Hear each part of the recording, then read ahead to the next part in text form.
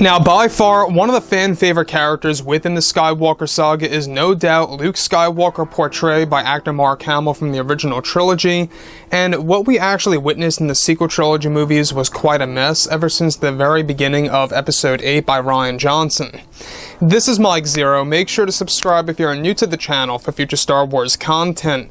Now, as you guys have seen with The Mandalorian, overall, Disney is really starting to take shape here, really making themselves up to the fans, really kind of giving the fans hope about the future of the franchise. You know, they already have over a dozen Star Wars projects that they are currently working on, which is great news, by the way.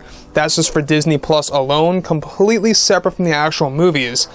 And on top of that, they're also developing new video games, new books, novels, and comics. That's all going to tie together into this new Star Wars universe. Now, on top of all of this as well, we've got George, Jon, and Dave working together as a team to deliver as much authentic Star Wars material as possible. Again, they really want to dive more into Star Wars Legends into the form of live action, which is great news as well. Now, I don't know if you guys have actually seen the latest episode of The Mandalorian Season 2, the final episode, mind you. If in case you guys have not, I do suggest that you guys actually back out of this video right now. We will be going into spoilers, so just keep in mind about that.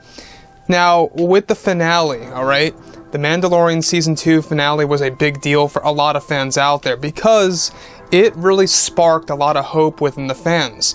The introduction of Luke Skywalker in the form of live action in a post-Return of the Jedi era really was quite surprising. However, with The Mandalorian Season 2 now over, both Disney and Lucasfilm have been focused on their new Star Wars universe that will be mainly created by Dave Filoni and Jon Favreau. It's described that Jon Favreau, George Lucas, and of course Dave Filoni have a major plan for the character of Luke in the Mandalorian seasons to come, such as 3 and 4, and that they are setting up Thrawn to be the big bad, while Luke helps Mando, Bo-Katan, and others, as well as Ahsoka Tano to track down Grand Admiral Thrawn throughout the galaxy. Now, it's described that Lucas and Favreau want to revisit Luke Skywalker interacting with Thrawn, like how he did in Star Wars Legends, of course. Lucas and Favreau already have plans for Thrawn and Luke to eventually collide, and that Favreau is aiming to make Thrawn what Thanos is to the MCU. This major plan by Lucas, Favreau, and Filoni is to make sure that Star Wars can thrive and become a massive success with the new TV shows where actor Sebastian Stan is said to still become the new Luke Skywalker, and that the CGI Luke was a last-minute decision in The Mandalorian Season 2 to keep Luke a big secret from the fandom.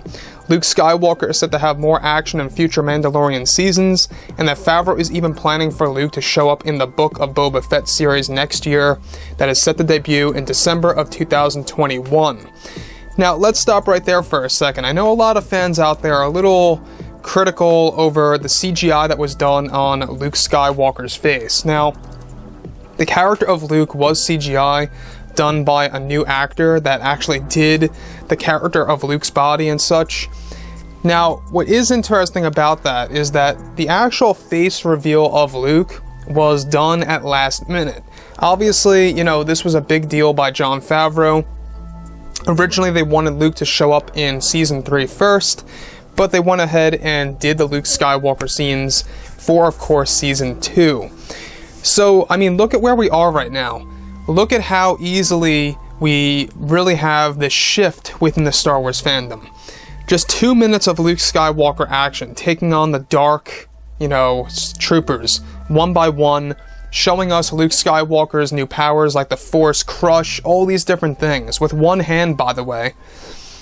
It really just goes to show us that Jon Favreau is trying to make Luke almighty powerful, like how he was in Star Wars Legends. Now, I'm not here to say that Luke should be like Space Jesus, like how he was in Star Wars Legends, alright? I understand that went a little bit overboard, and that is a common phrase that people use for Luke's power being very much way too high.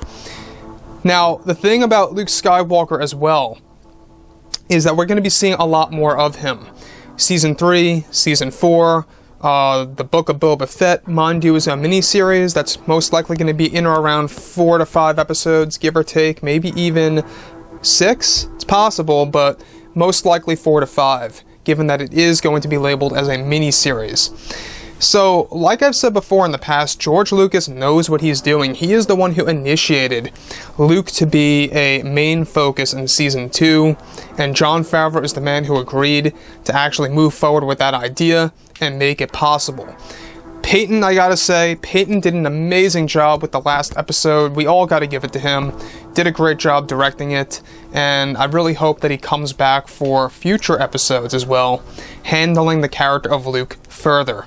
So, like I've said, I think that regardless, this kind of just shows how wrong Rian Johnson really was. That having Luke like that is not the answer. That was Rian Johnson's overall vision. Well, look at the enthusiasm right now among Star Wars fans. Just look at it. I mean, it's amazing to see the shift. So, like I've said before in the past, guys, drop a comment below. Let me know what you think about all of this in the comments, and if you guys did enjoy the content for today, do make sure to drop a thumbs up on this video to support the channel. I thank you all so very much for the kind support, and I'll catch you guys next time.